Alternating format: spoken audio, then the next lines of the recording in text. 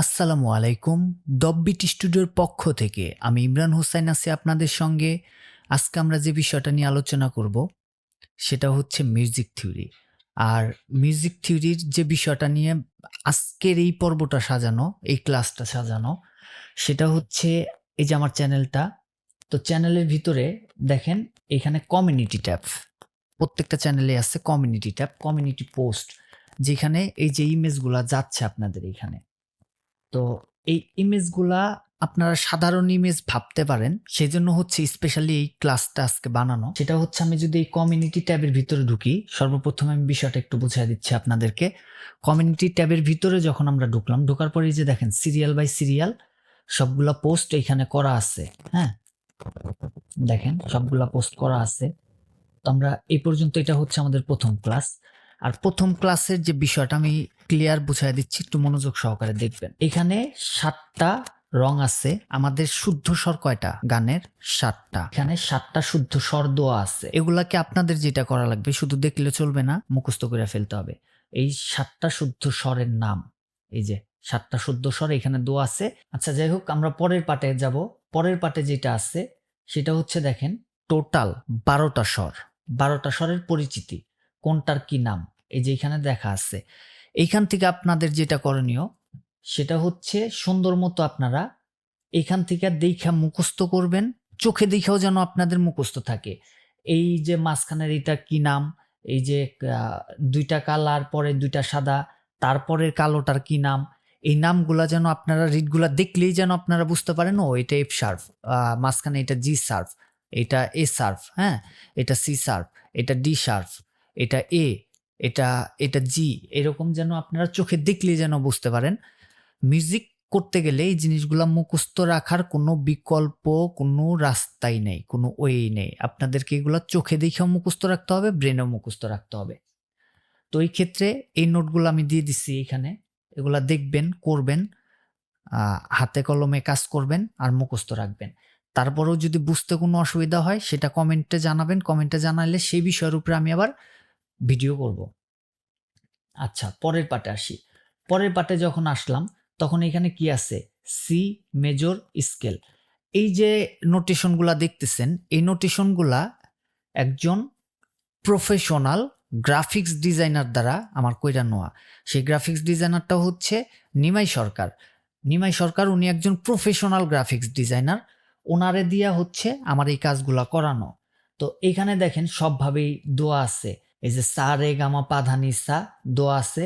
যারা বাংলা অক্ষর বুঝেন না তাদের জন্য আবার ইংরেজিতেও এখানে লেখা দেওয়া আছে, হ্যাঁ, যেন সবাই বুঝতে পারেন। এইখানে লেখা আছে রুট নোট সি, উপরে কিন্তু দোয়া আছে সি মেজর স্কেল। এটা সি মেজর স্কেলের সারগাম। আপনি যখন সি মেজর স্কেলের এই সারগামটা যখন আপনি চোখে মুখস্থ থাকবে, অন্তরে মুখস্থ থাকবে, তখন সি মেজরের যে কোনো গান বানাইতে আপনার খুব বেশি টাইম লাগার কথা না। আর মানে কোনো প্যারায় পড়বেন না। আর এটা যে পর্যন্ত মুখস্থ না থাকবে সে পর্যন্ত একটা গানের ভিতরে ঢুইকা চোখে শুধু অন্ধকারই দেখবেন। আচ্ছা, এগুলার খুব সাধারণ মনে হইতে পারে, কিন্তু যখন আপনি ফাইনালি একটা প্রোডাকশনে নামবেন তখন দেখবেন যেগুলা অত সাধারণ বিষয় না, এগুলাই গানের অনেক মুখ্য ভূমিকা পালন করে। আচ্ছা, তারপরে এই যে এইখানেও সেম টু সেম, এটা হচ্ছে সি মেজর স্কেল। ঠিক এইভাবে পার্ট বাই পার্ট আমি প্রত্যেকটা মেজর স্কেল সর্বপ্রথমে দিচ্ছি, তারপরে দিব হচ্ছে মাইনর। হ্যাঁ, এই যে এটা হচ্ছে ডি মেজর স্কেল। দেখেন এটা প্রত্যেকটা ডিজাইনে এক একটার এক এক রকম ডিজাইন, আর এক একটা এক একভাবে করছে, কারণ উনি প্রফেশনাল একজন গ্রাফিক্স ডিজাইনার। আচ্ছা, তারপরে যদি আমরা একটু উপরের দিকে উঠি, কটটা কি এখানে ছাড়া হয় নাই? না, কটটা ছাড়া হয় নাই।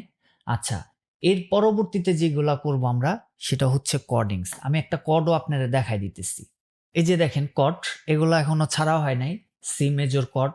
এখন একটা সি মেজর কর্ডের ভিতরে কি কি আছে টোটাল বিস্তারিত বিষয়গুলো কিন্তু এখানে লেখা আছে, নোটেশন করা আছে। আরো বাদবাকি বিষয়গুলা নোটেশন পর্বে আছে, চলতেছে।